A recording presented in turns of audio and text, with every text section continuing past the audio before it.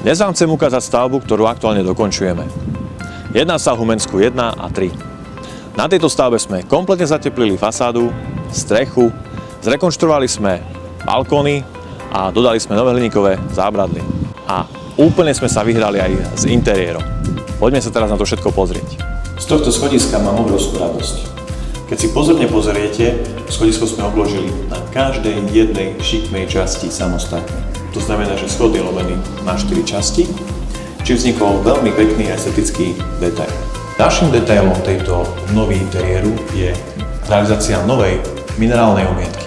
Ak sa sokolová časť natrie ešte umývateľnou farbou, dosiahneme veľmi vysokú otieruzdornosť a vysokú estetiku, ktorú vieme udržiavať po mnoho rokoch.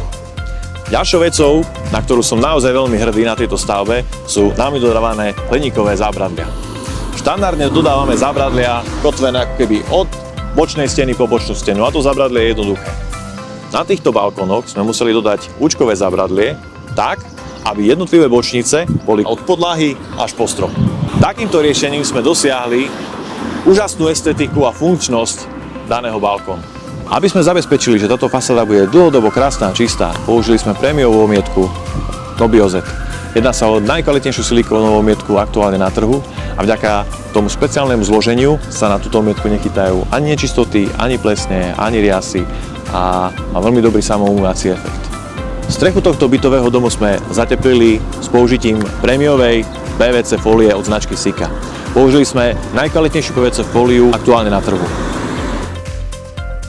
Pre viac detailov zo stavieb nás neváhajte sledovať.